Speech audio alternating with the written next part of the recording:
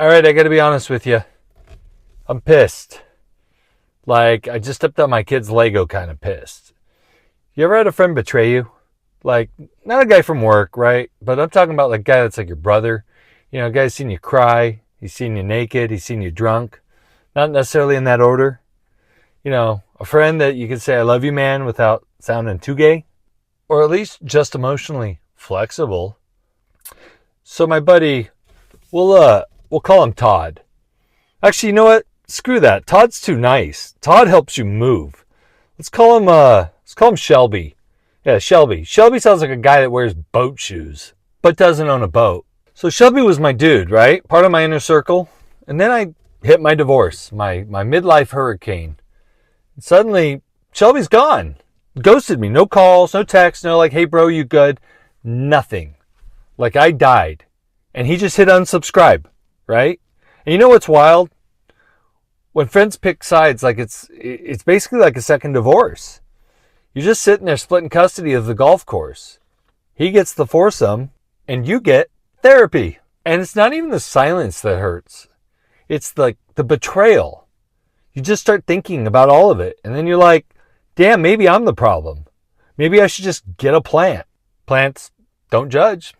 But no, I'm not going to mope. I'm on my way actually to go confront him right now, man to man. And they say revenge is a dish best served cold. But I don't know how to make cold dishes, so fuck that. We're going to make pork. Welcome back to Dinner with Dads, the only cooking show where the food poisoning risk is higher than the ratings. Today, we're making roasted pork tenderloin, roasted potatoes, and carrots. Because I'm a classy divorced man now. I use the oven for food, not frozen pizza and sadness. Well, sometimes. Sometimes I do. Okay, this one is real easy. Today I want you to remember 15, 15, 15. That's 15 minutes 3 times. If you can't do that math, I hate to tell you, but you're probably going to get screwed in divorce court. I'm just saying. Preheat your oven to 425 degrees. Take some potatoes. Cut them up, add some oil, salt, and pepper. I added some rosemary just to be extra flavorful. Ooh. Throw those in. At 15 minutes, you're going to add your pork tenderloin. Right now, I've got it coated in some oil. I'm going to add my dry ingredient rub to it. Throw that in. At 15 minutes, so now 30 minutes total, we're then going to add our carrots, which we're also going to put in some oil, salt, and pepper. Add them to either pan, wherever you have room. Doesn't really make a difference. Throw those in for 15 minutes.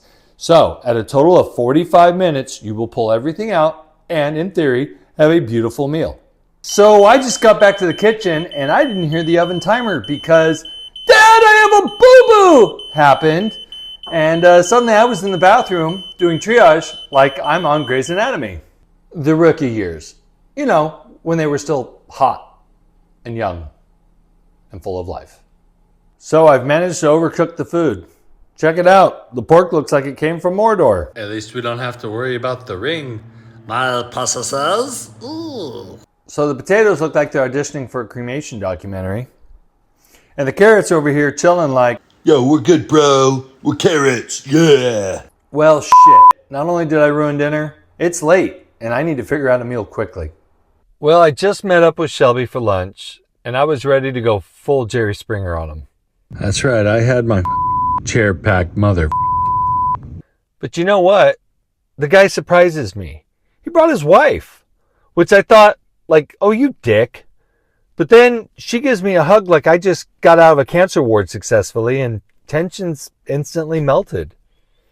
Turns out he wasn't ditching me. He was just giving everyone space, giving it time for everything to cool down.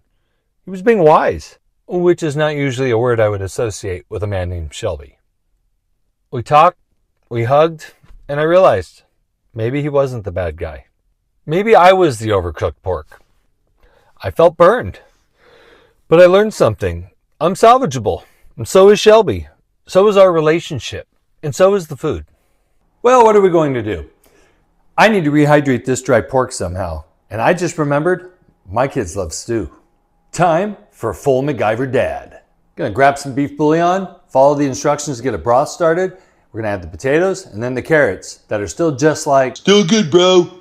No one's used us as a cucumber yet. Let's turn that ruined pork into a stew. Cube up your pork, add it in with the rest of the ingredients, add some salt, pepper, some garlic powder, a little Italian seasoning, cover it, put the heat on low and let it simmer for 10 minutes. Friendships. They're like overcooked pork. You think they're done, they're ruined, but if you're willing to stir it up and add the right ingredients, you can save them. You know, divorce, it can make you bitter, but it doesn't mean you got to lose every part of your life. Maybe call that one friend that showed up when it all went to hell, or the guy who brought pizza that first night, or the neighbor who watched your kids, or when you ran out of Kleenex and needed a chest to cry on, the stripper named Portia. Thank you, Portia. You're the real MVP. And just like that, look at this beautiful stew. It tastes great, and my kids actually loved it. I can't believe that it actually worked. Just like friendships, food can be salvaged. You don't throw away people or pork. You make something new. You improvise. That's the divorced dad way. Burnt meat, broken hearts, and a side of dark humor. Because sometimes your best recipe comes from your biggest screw up. That's it for today. We'll see you next time on Dinner with Dads. Now, if you excuse me, I got to figure out how to get pork stew off the walls.